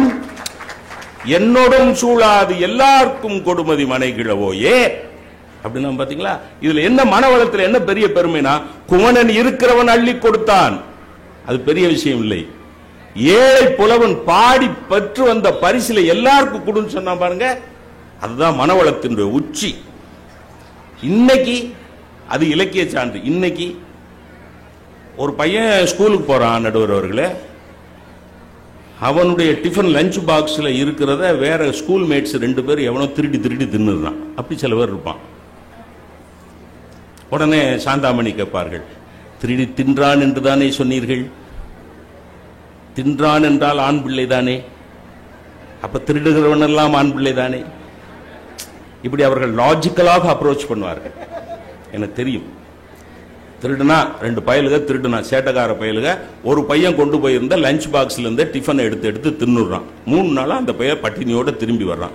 திரும்பி அம்மாட்ட சொல்றான், அவன் பெத்த தாயிட்டு சொல்றான், ஏமா எவனோ 2 பேர் என் டிஃபன் பாக்ஸ்ல இருந்து நீ கொடுத்து விடுற லஞ்ச் எல்லாம் திருடிடுறாமா, நான் மத்தியானம் சாப்பிடாம இருக்கமா அப்படின்னு சொன்ன உடனே அந்த அம்மா சொல்லுது, பெத்த தாய் அந்த பையனோட அப்பாவை கூப்பிட்டு, நாளைக்கு நீங்க அவங்க கூட ஸ்கூலுக்கு போங்க, நீங்க நுணுக்கமாக நாளைக்கு நீங்க அவங்க கூட ஸ்கூலுக்கு போங்க, அவங்க பிரின்சிபலை பார்த்து ஹார்ஷா 2 வார்த்தை கேளுங்க, இந்த திருடுற பையல யாருன்னு 2 பேரை கண்டுபிடிச்சு அவனுக்கு கண்டிப்பா டிசி கொடுக்கணும்னு இன்சிஸ்ட் பண்ணுங்க. என்ன பண்ணணுமா? இன்சிஸ்ட் பண்ணுங்க.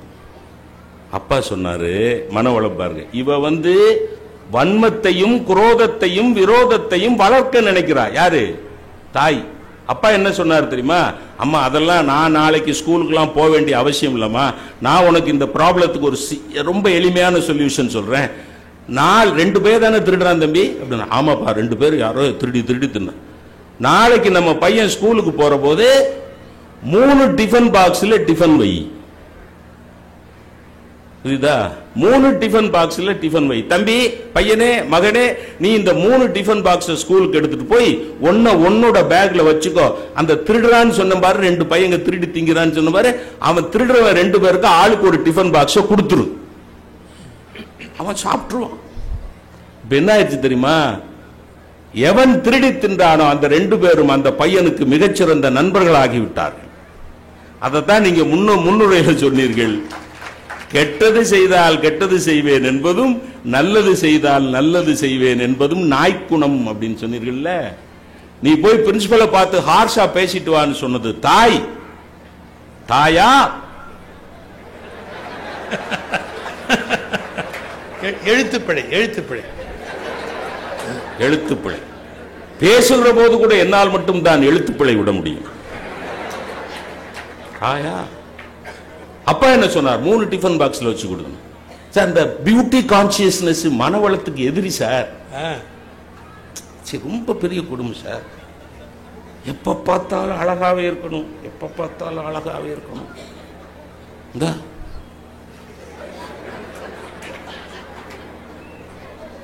ஒருத்தி அழகா இருந்துட்டா பொறாம. யாராவது ஒரு பொண்ணு திருப்பூர்லனாலும் சரி, கோயம்புத்தூர்ல, மொத்த உலகத்துலனாலும் சரி, யாராவது ஒரு அழகா இருக்க பொண்ணை பார்த்து இன்னொரு பொண்ணு அழகா இருக்காளேன்னு ஒத்துக்கிட்டதா வரலாற்றுல ஒரு உதாரணம் சொல்லுங்க. மனவள குறைவு சார். நான் பாருங்க, நான் இப்ப நடுவர் ஐயாவை, சபையில் இருக்க அனைவரும் நடுவர் ஐயாவை ஒரு 2 நிமிடம் கூர்ந்து பாருங்க. பார்த்து விட்டீர்களா? இப்பொழுது என்னை 2 நிமிடம் கூர்ந்து பாருங்கள். யார் அழகு? ஐயா ஐயா, கிரெடிட் கோஸ் டு யூ. இப்படி எல்லாம் பேசுவீங்கன்னு தெரிஞ்சா வீட்டம்மாவை வர சொல்லி இருப்பீங்க. அது பரவாயில்ல, பரவாயில்ல, வீடியோ இருக்கு சார். நான் அவர் கூட பல வருஷமா பேசிக்கிட்டு இருக்கேன் சார் மேடையில. ஒரு சனம் கூட ஐயா சுகிசிவம் ஐயா அவர்கள் இவ்வளவு அழகா இருக்கிறாரு, கடவுளை என்னையே இவ்வளவு கருப்பா அசிங்கமா படைச்சிட்டேன்னு ஒரு நாள் கூட நினைச்சது இல்லையா? எனக்கு பொறாமையே வந்தது இல்லையா? அதுக்கு மாறா எனக்கு என்ன உணர்வு வந்து தெரியுமா? இவ்வளவு அழகான நடுவர் இருக்கக்கூடிய சபையில் பேசுவதற்கு எனக்கும் ஒரு வாய்ப்பு கொடுத்தாயே, ஆண்டவா நன்றின்னு. அதெல்லாம் வளவள இல்லையா கார்த்திகேயன் ஐயா? எல்லாம் அழகா சிரிக்கிறார் பாருங்க. சிரிப்புனா அப்படி கள்ளங்கபடம் இல்லாம சிரிக்கணும். சில பெண்கள் சிரிக்கிறத பாத்தீங்களா? அப்படின்னா அவ குடும்பத்துல குத்துவளுக்கு 2 சரிஞ்சிருச்சுன்னு அர்த்தம். அப்படின்னா முடிஞ்சு வச்சு. நான் ஒன்னு சொல்லட்டா, இங்க இருக்க ஆண்களுக்கு சொல்றேன், ராத்திரி படுக்க போற நேரத்துல எங்க நான் ஒன்னு சொன்னா நீங்க தப்பா நினைக்க மாட்டீங்களேன்னு உங்க மனைவி ஆரம்பிச்சா காது கேட்காத மாதிரி தூங்கிருங்க.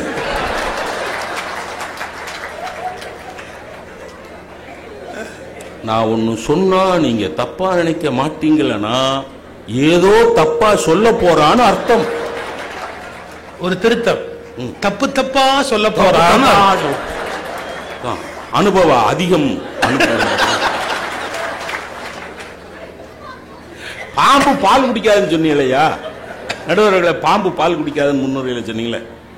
என் வீட்டம்மா தைரியமா சொல்றேன் சார், நான் ஆம்பளை சார். என் மனைவி வந்திருக்கா, அவளை வச்சுக்கிட்டே சொல்றேன். அவ திடீர்னு ஒரு நாள் வந்து என்கிட்ட ஒரு பிலாசபி சொன்னான். ஏங்க நான் ஒரு தத்துவம் சொல்ல என்ன அப்படின்னு. நடுவர்களே, என் மனைவி எனக்கு சொன்ன தத்துவம், புல்லு சாப்பிட்டாலும் பசு பால் தான் கொடுக்குது. புல்லு சாப்பிட்டாலும் பசு பால் தான் கொடுக்குது.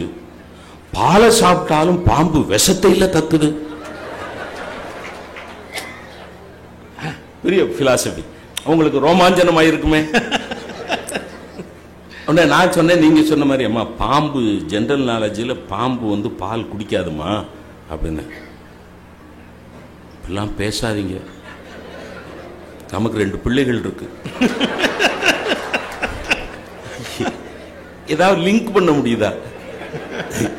இப்படிலாம் பேசாதீங்க, நமக்கு 2 பிள்ளைங்க இருக்கு. நாளைக்கு நம்ம பிள்ளைகளுக்கு நாகதோஷம் வந்துடும். நான் வந்து அறிவு சொல்றேன், அவ வந்து மூடத்தனத்தில் இருக்கா. சாமி சினிமா தியேட்டர்ல சில பேர் சாமி ஆடிடுறாயா. இது எனக்கு அனுபவம்யா, நான் விளையாட்டுக்கு சொல்லல. பழைய என்ன கவிதா உங்களுக்கு தெரியல, சின்ன தாயின்னு ஒரு படம் வந்தது சார். நான் கல்லூரியில வேலைக்கு சேர்ந்த 70-72 வந்தது. எங்க சிவகாசியில ஒரு தியேட்டர்ல நானும் என் நண்பர்கள் 4 பேர் உட்கார்ந்து பார்த்துக்கிட்டு இருக்கோம். எங்க வரிசைக்கு முன் வரிசையில ஒரு 4-5 குடும்ப குத்து விளக்குகள் எல்லாம் மனவளத்தின் உச்சியில நிக்கிறதுகள் 4 உட்கார்ந்து இருந்தது. அது சின்ன தாயின்னு ஒரு படம். அதுல வினு சக்கரவர்த்தி தான் அந்த வேட்டையாடியா வருவார்.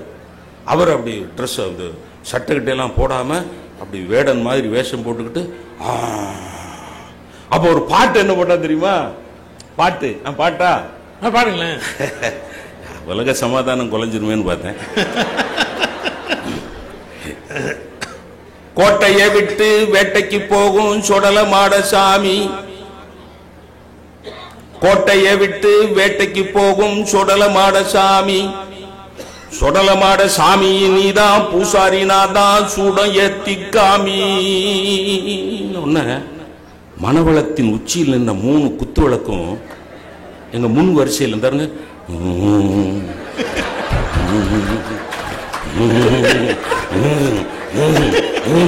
தலையில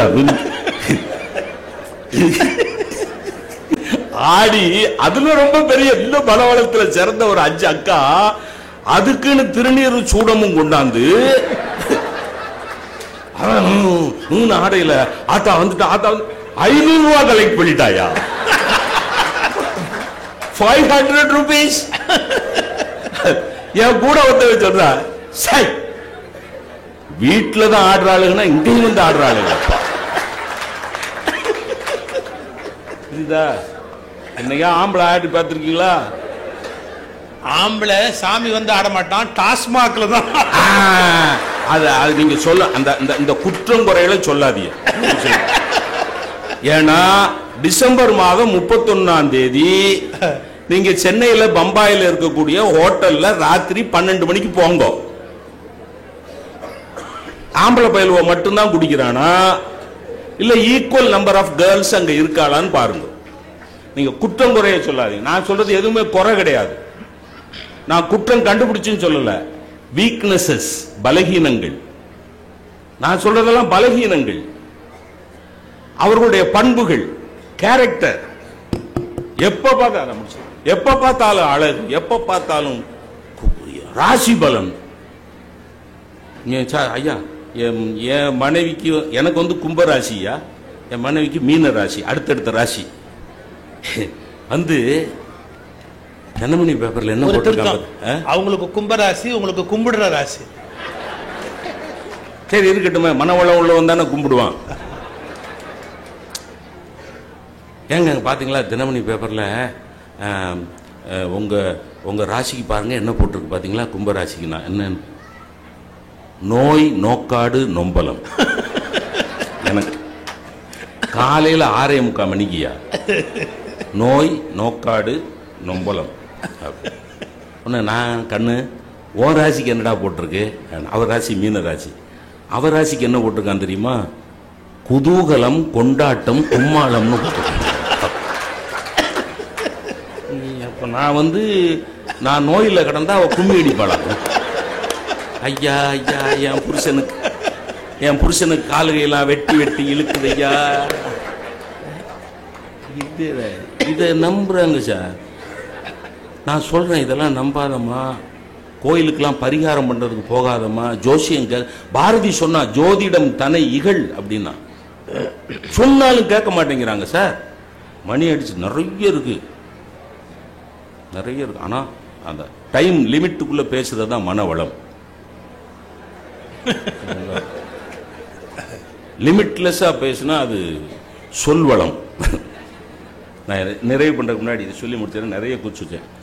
குடும்பம் சமூகம், ஒரே 2 நிமிஷம். குடும்பம் சமூகம் 2 இடத்துலையும் மனவளம் யாருக்கு அதிகம் இருக்கு அதை மட்டும் பாருங்க.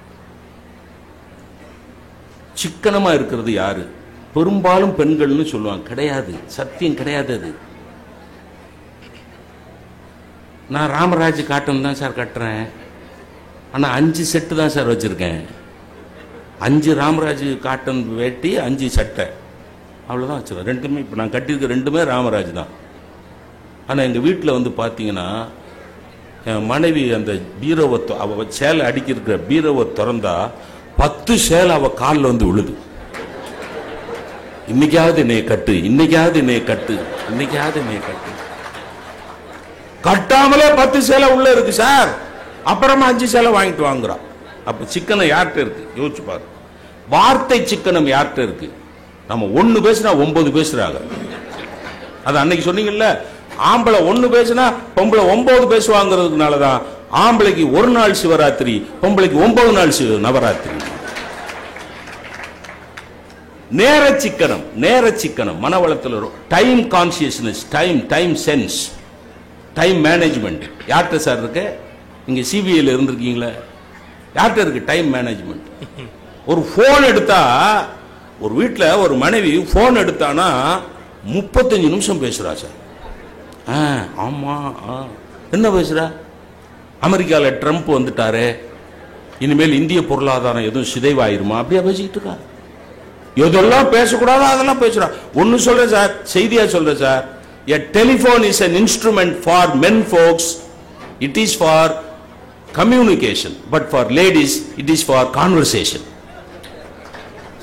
ஆணுக்கு அது கம்யூனிகேஷன் இன்ஸ்ட்ருமெண்ட், பொண்ணுக்கு கான்வர்சேஷன் இன்ஸ்ட்ருமெண்ட். அப்படியா இப்படியா 35 நிமிஷம் பேசுற பொம்பளை ஒரு நாள் 25 நிமிஷத்துல வச்சுட்டா. அவ புருஷனுக்கு திருந்திட்டா போல் இருக்கு. கண்ணு என்னம்மா யூஸ்வலா 35 நிமிஷம் பேசுவிய, இன்னைக்கு என்ன 25 நிமிஷத்துல வச்சுட்டு? அது ஒண்ணும் இல்லைங்க, ராங் கால் 25 நிமிஷம். இதுல மன வளம் பெருகி பத்திரிகை எடுத்தா சமையல் குறிப்பு, அழகு குறிப்பு. நிறைவு பண்றேன் நடுவர்களை இப்படி சொல்லி முடிக்கிறேன். ஒரு கும்பாபிஷேகம்னாலும் சரி, ஒரு அறிவு திருக்கோயில்னாலும் சரி, எடுத்து கூட்டி கஷ்டப்பட்டு முன்னின்று வீடு வீடா போய் வசூல் பண்ணி அந்த கோயில் விஷயத்தை பிரமாதமா நடத்தி காட்டுறது யாருன்னா முன்னாடி நிற்கிறதெல்லாம் ஆண்கள் தான். அந்த கும்பாபிஷேக வேலையெல்லாம் முடிஞ்சு கும்பாபிஷேகம் நடக்குது, இல்ல ஒரு கோயில் திருவிழா நடக்குதுன்னா பட்டும் கிட்டும் கட்டிக்கிட்டு பூவை வச்சுக்கிட்டு தந்தானே தந்தானே கும்மி அடிக்கிறதுக்கு வந்துடுறது. கஷ்டப்பட்டதெல்லாம் ஆம்பளை. இவ கிரெடிட் மட்டும்.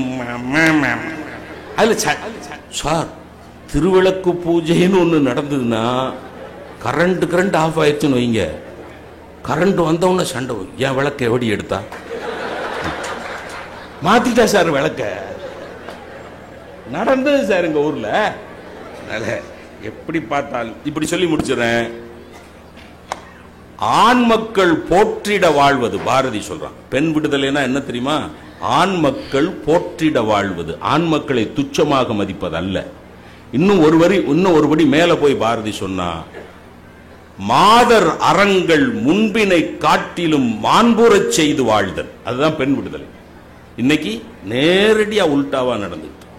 நிறைவு பண்றதுக்கு முன்னாடி சொல்றேன், மனவளம், மனவள கலை, அறிவு திருக்கோயில் என்கிற அந்த கான்செப்ட் இன்றைக்கு உலகம் முழுவதும் பரவி கொண்டிருக்கிறது என்றால் அதற்கு அருட்தந்தை வேதாத்ரி மகரிஷி என்கிற ஒரு ஆண் பிள்ளைதான் அடிப்படை காரணம். ஆக மனவளம் என்றால் ஆண்கள் நிறைந்தவர்கள், ஆண்கள். மனவளமே இல்லைன்னு சொல்லல, மனவளம் நிறைந்தவர்கள் ஆண்கள், அதை விட குறைந்தவர்கள் பெண்கள் என்று கூறி உங்களுடைய முன்னுரையை உங்களுக்கு மறுபடியும் நினைவுபடுத்தி இந்த அருமையான வாய்ப்புக்கு நன்றி பாராட்டி விடைபெறுகிறேன். நன்றி, வணக்கம். திருவாரூர் தேர் அழகு, திருவிடை மருதூர் தெரு அழகு, மன்னார்குடி மதில் அழகு, வேதாரண்யம் விளக்கு அழகு என்று சொல்வார்கள். ஆனால் ஒன்றை சொல்லாமல் விட்டார்கள், நல்ல தமிழை ரசிப்பதில் திருப்பூர் ரசிகர்கள் தான் அழகு என்பதை நம் முன்னோர்கள் சொல்லாமல் விட்டார்கள். தம்பி வாய்த்தது ராமனுக்கு, தாரம் வாய்த்தது வள்ளுவனுக்கு, பிள்ளை வாய்த்தது சிறு தொண்டருக்கு, பேர் வாய்த்தது சடையப்ப வள்ளலுக்கு என்று சொல்வார்கள்.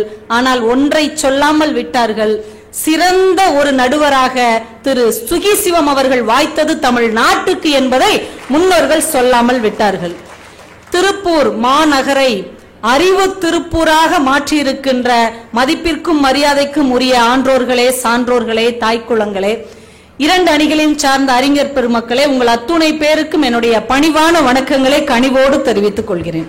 நடுவர் அவர்களே 2 பேருமே வந்தாங்க, ரொம்ப சூப்பரா பேசினாங்க. அதுலயும் எங்க ஐயா ராமச்சந்திரன் ஐயாவை நான் எதிர்த்து பேச முடியாது, ஏன்னா என்னை வளர்த்தவரே அவர் தான். நான் இன்னைக்கு என்ன பேசுறேனோ அது எல்லாமே அவர்கிட்ட இருந்து தான் கத்துக்கிட்டது. அப்ப அது சரியா இருந்தாலும் அதுக்கு அவர் தான் காரணம், தவறா இருந்தாலும் அதற்கு அவர் தான் காரணம் என்பதை நான் இந்த சபையிலே பணிவோடு சொல்லிக்கொள்ள கடமைப்பட்டிருக்கிறேன். தன்னை யார் வளர்த்தாங்களோ அவங்களுக்கு துரோகம் பண்றதுதான் உத்தரப்பிரதேச பாலிசின்னு பேர். துரோகம் பண்ணல, அதுல உள்ள குறைகளை சொல்ல வந்திருக்கோம். ஐயா சொன்னாங்க, கோயில்ல போய் குத்து வழக்க திருடுறாயா பொம்பளை, என்ன மனவளம் இருக்கிறது, ஒரு நிமிஷம் கரண்ட் போயிட்டு வந்துட்டா குத்து வழக்க திருடிட்டு போயிடறாள். சரிங்க, ஐயா சொன்னது சரியாவே இருக்கட்டும். கோவில்ல குத்து வழக்க திருடுறவ பொண்ணா இருக்கிறா, கோயிலையே திருடுறது யாரா இருக்கிறாங்க? ஒருத்தன் கவிதை எழுதுனா சார், எங்கள் ஊர் தம்பி அமைச்சராவதற்கு முன்னால் கோவிலில் சாப்பிட்டார், அமைச்சரானதுக்கு பின்னால் கோயிலையே சாப்பிட்டார் அப்படின்னா அது என்னத்தோ இல்லாத பஞ்சத்துக்கு குத்தோலக்கு தூக்கிட்டு போயிருக்குது. கோயிலையே திருடிட்டு போறவங்களை நீங்க எந்த இனத்திலே சேர்ப்பீர்கள் என்பது எனக்கு புரியல. இதுல நம்ம மோகன சுந்தரம் சார் வந்துகிட்டு, ஐஸ்வர்யா ராய் பாத்தியா ஒரு குழந்தை பிறந்ததுக்கு அப்புறம் எவ்வளவு அழகா இருக்கா, உன அந்த அம்மா செவுட்ட கட்டி 2 அரையாம அவ உங்களுக்கு துவைச்சு போடுவாளா, அவ உங்களுக்கு சமைச்சு போடுவாளா, இது பெண்கள் குணம். அவங்க அப்படி சொன்னா கூட அதை ஜாலியா எடுத்திருக்காங்க. இதை கொஞ்சம் மாத்தி போட்டு சொல்லுங்க. அந்த அம்மா சொல்லுது, அஜித் குமாரை பாருங்க, 2 குழந்தைங்க பிறந்ததுக்கு அப்புறம் கூட அவர் எவ்வளவு ஜம்முன்னு தலை சூப்பரா இருக்காருன்னு அந்த அம்மா சொல்லட்டும். என்னங்க ஆகும்? என்னங்க ஆகும்? இதை உங்களால யோசிக்கவாவது முடிகிறதா? ஒரு கணவனை தவிர இன்னொரு ஆண்மகனை ஒரு பேச்சுக்காவது பெண் புகழ்ந்து பேசினால் ஆண்களுடைய மனநிலை எப்படி இருக்கும்? யாருமே சொல்ல மாட்டோம். எங்களுக்கு விஜய் பிடிச்சிருந்தாலும் சொல்ல மாட்டோம். என் வீட்டுக்காரர் தாங்க சூப்பர், விஜய் என்னங்க சினிமா நடிகர் தானங்க, என் வீட்டுக்காரர் தாங்க ரியல் ஹீரோ எனக்கு என்று ஒரு பெண் சொல்வாள். ஆனா ஆண் ஒருபோதும் அப்படி சொல்லவே மாட்டான். அந்த மனவளம் ஆண்களுக்கு கிடையாது. இதுல 2 பேருக்கும் வந்ததுல இருந்து ஒரு வருத்தம். புடவெடுக்கிறாங்க. நீங்க என்ன சொல்ல வரீங்க? ஆம்பளைங்க வந்து உண்மை சொல்றாங்க, பொம்பளைங்க வந்து உண்மையை சொல்ல மாட்டேங்கிறாங்க அப்படின்னு சொல்றீங்களா? இல்ல இல்ல, யார் மனதையும் பாதிக்க கூடாது என்று பேசுகிறவள் பெண். அவ மனசு பாதிச்சாலும் பரவாயில்ல, உண்மையை பேசுவேன்னு பேசுறது ஆண். அவ்வளவுதான், வேற ஒண்ணும் கிடையாது. புடவை எடுக்கிறது தான் ஒரு பிரச்சனையா பேசிக்கிட்டே இருக்காங்க. என்னங்க பிரச்சனை? கட்டிக்கிட்டதுதான் மகிழ்ச்சி தரல, கட்டிக்கிறதாவது ஒரு மகிழ்ச்சியை தரட்டுமேனு ஒரு சின்ன நட்பாசை. அந்த சந்தோஷம் கூட உங்களுக்கு பொறுக்கல பாருங்க. பியூட்டி பார்லர் போறா, லிப்ஸ்டிக் போடுறா, தெருவுக்கு தெரு ஆண்களுக்கு பியூட்டி பார்லர் வந்திருக்கேன். நீங்க அங்க போய் என்ன பண்றீங்க? பகவத்கீதையா படிச்சுட்டு வர்றீங்க? அன்னைக்கு எங்க சித்தப்பா பையங்க முடிய நல்லா இருந்த முடி இப்படி கரைச்சாமண்ட மாதிரி வெட்டிட்டு வந்திருக்கான். என்னடா இப்படி வெட்டி இருக்கன்னா, இதுதான் ஸ்டெப் கட்டிங், இதுக்கு 3000 ரூபாய் அப்படின்னா. என் வீட்டுக்கார் வருத்தப்பட்டு சொன்னார், நம்ம ஊர்ல தலையை வெட்டுறதுக்கு 2000 ரூபாய் தானடா, நீ என்னடா தலை முடிய வெட்டுறதுக்கு 3000 ரூபாய் கொடுத்துட்டு வந்திருக்க அப்படின்னு. இப்ப ஆண்களுடைய அந்த குறைகளை எல்லாம் அப்படி மறைச்சிருவாங்க. பெண்களுடைய சின்ன சின்ன குறைகளை விஸ்தாரமாக பேசுவதில் இந்த ஆண்கள் வல்லவர்கள் என்பதை இங்கேயும் அவர்கள் நிறைவுபடுத்திட்டு போயிருக்கிறாங்க. பெண் என்பவள் எப்பயுமே ஒரு சுமை தாங்கியாகவே வாழ்ந்து இருக்கிறாள். நடுவர் அவர்களே, மனவளம் யாருக்கு இருக்கிறது? பெண்களின் உரிமையை இந்த பூமியிலே, இந்த தமிழ்நாட்டிலே முதல்ல பாடியவன் பாரதி. அந்த பாரதிக்கு ஆரம்பத்துல மனம் வளம் இல்லைங்க. 1905 வருடம் காங்கிரஸ் மாநாட்டுக்கு போறார் பாரதி. சகோதரி நிவேதிதாவை அன்னைக்குதான் சந்திக்கிறார். அந்த அம்மா கேக்குறாங்க, உங்களுக்கு கல்யாணம் ஆயிடுச்சா, மனைவி எல்லாம் வரலையா? நான் சொல்றாரு, மனைவி இருக்கிறாங்க, அவளுக்கு இதெல்லாம் புரியாது, அவளுக்கு இதெல்லாம் தெரியாது, அதெல்லாம் கட்டுப்பட்டி. அதிர்ந்து போயிட்டாங்க சகோதரி நிவேதிதா. ஏங்க, உங்க வீட்டிலே முடங்கி கிடக்கிற பெண்ணுக்கு உன்னால் சுதந்திரம் வாங்கி தர முடியவில்லை என்றால் நீ இந்த மண்ணுக்கு எப்படியா சுதந்திரம் வாங்கி தருவாயின்னு பாரதிக்கு மனவளம் என்றால் என்ன என்பதை கற்றுக் கொடுத்தவள் ஒரு பெண் என்பதை தயவு செய்து இவர்கள் புரிந்து கொள்ள வேண்டும். குமணன் வாரி வாரி கொடுத்தான், பெருஞ்சித்தனார் வாங்கி கொண்டு போய் மனைவியிடம் சொன்னாரே, நம்மளுக்குன்னு வச்சுக்காதமா எல்லாருக்கும் கொடுன்னு. பெருஞ்சித்தனார் மனைவி அதை மறுத்ததாக அந்த வரலாறு சொல்லல. ஆனா அள்ளி அள்ளி கொடுத்தான் இல்லையா குமணன், அவன் தம்பிக்கு பிடிக்கலங்க. குமணனை அடிச்சு துரத்திட்டு அவன் தலையை யாராவது வெட்டிட்டு வந்தீங்கன்னா அதுக்கு பணம் தருவேன் என்று சொன்ன மனம் வளம் இல்லாத ஒரு தம்பி குமணனுக்கு கூட பிறந்தவனாக இருந்தான் என்பதையும் நான் இந்த அவையிலே சுட்டிக்காட்ட விரும்புகிறேன். பாரதிதாசன் கடையத்துல செல்லமா இருக்காங்க, பார்க்க போறார். பாரதிதாசன் போறார், பேசிக்கிட்டு இருந்துட்டு கிளம்பும் போது செல்லம்மாளுடைய காலை தொட்டு வணங்குறார் பாரதிதாசன். கூட வந்த நண்பர்களுக்கு அதை தாங்கிக்க முடியல. ஏன்னா அவர் சுயமரியாதை இயக்கத்தை சேர்ந்தவர், யாரு காலையும் விழுந்து கிடக்கிற பழக்கம் அவங்களுக்கு பிடிக்காது. இன்னொன்னு செல்லம்மா வயசுல கம்மி, பாரதிதாசனுக்கும் அவங்க இளையவங்க. வெளியே வரும்போது கேக்குறாங்க, ஏங்க செல்லம்மா காலையில எல்லாம் விழணும்னு என்ன இருக்கா, சின்ன பொண்ணு தானே. அப்பதான் பாரதிதாசன் சொன்னார், அப்படி நினைக்காதீங்கப்பா, இந்த சின்னஞ்சிறிய பெண் தான் பாரதி என்கின்ற யுக கவிஞனை இந்த உலகத்திற்கு தந்திருக்கிறது. செல்லம்மா இல்லைன்னா பாரதியே கிடையாதுன்னார் சார். இப்ப ஒவ்வொரு ஆண்மகனும் இன்றைக்கு நீங்க வெளியிலே கொடி கட்டி பறக்கிறீர்கள் என்றால் வீட்டிலே ஒரு சத்தமும் இல்லாமல் உங்கள் வெற்றிக்கு வேறாக நிற்கிற மனைவிதான் காரணம் என்பதை நீங்கள் மறந்து விடக்கூடாது. அதனாலதான் நம்முடைய வேதாத்ரி மகரிஷி சொன்னார், இந்த உலகத்திலே தந்தையர் தினம் இருக்கிறது, தாயார் தினம் இருக்கிறது, சுமங்கலி பூஜை என்கின்ற பெயரிலே கணவன் நல வேட்பு நாள் இருக்கிறது, ஆனா மனைவிக்குன்னு ஒரு நாள் இருக்குதாயா? இது எவ்வளவு பெரிய நன்றி கெட்டத்தனம் என்று சொல்லி இனியாவது மனைவி நல வேட்பு தினம் என்ற ஒன்றை நாம் செய்ய வேண்டும் என்று தன் மனைவியின் பிறந்த நாள் அன்னைக்கு செஞ்சாரு. மனவளம் எங்க தாண்டி போயிடுச்சு. அண்ணாந்து பாத்துக்கிட்டே ஓனார்ல கல்லு தடிக்க குப்பரடிக்க விழுந்தாரு, தயிர் பானை உடஞ்சு போச்சு. ஏற்கனவே கோழியும் குஞ்சிகளையும் கழுகு தூக்கிட்டு போயிடுச்சு. சரி, காட்டு வேலைக்கு போயிட்டு வர்றவளுக்கு சாப்பிடறதுக்காவது ஏதாவது கொடுப்போம் வீட்டுக்கு ஓடி வந்தாரு. ஏற்கனவே சப்பாத்தி காஞ்சி கருவாடா போச்சு. இப்ப வெறும் 3 வேலைகளைத்தானே வீட்டில் இருக்கிற பெண்கள் பார்க்கிறார்கள் என்று நீங்கள் நினைக்கிறீர்கள். அது உண்மை இல்லை. ஒவ்வொரு வேலைக்கு பின்னாலும் ஒரு பெண்ணினுடைய ஆழமான தியானமும் தியாகமும் மறைந்திருக்கிறது என்பதை இந்த அவை புரிந்து கொள்ள வேண்டும் என்று சொல்லி கல்லூரி படிக்கும் போது ஒரு விஷயம் எங்க மேம் சொன்னாங்க. மனித பிரமிடு அப்படின்னு ஒன்னை உருவாக்குனாங்க. 7 பெண்களை வட்டமா நிப்பாட்டிக்குவாங்க. அதுக்கு மேல அவங்க தோள் மேல ஏறி 5 பெண்கள் நிப்பாங்க. அவங்க தோளுக்கு மேல 3 பெண்கள் இப்படி இறுக்கி கட்டிக்குவாங்க. அவங்கள குனிய வச்சு 2 பெண்கள் அவங்களுக்கு மேல ஒருத்தி நின்னு தேசிய கொடியை ஆட்டுவா. இப்படி ஒரு மேடையில மேல இருக்கிற தேசிய கொடியை பார்த்து எல்லாரும் கை தட்டுவாங்க. அப்ப எங்க மேம் சொன்னாங்க, மேல இருக்கிறவளை எல்லாரும் பார்த்து கை தட்டுவாங்க, ஆனா கீழே இருக்கிற 7 பேர் கவனமா இருக்கணும்.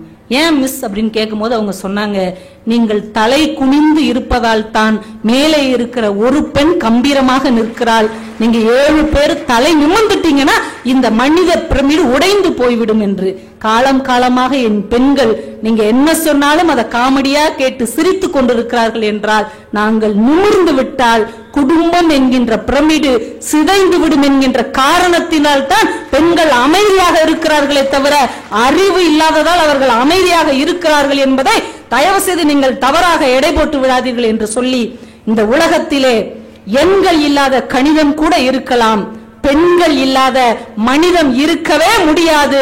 மண்ணின் மைந்தர்களாக இருந்தாலும் எல்லா ஆண்களும் பெண்ணின் மைந்தர்கள் தான் என்று சொல்லி, மனவளத்தில் ஆண்களுக்கு பெண்கள் எப்போதும் குறைந்தவர்கள் இல்லை என்று கூறி வாய்ப்புக்கு நன்றி கூறி விடைபெறுகிறேன். நன்றி, வணக்கம்.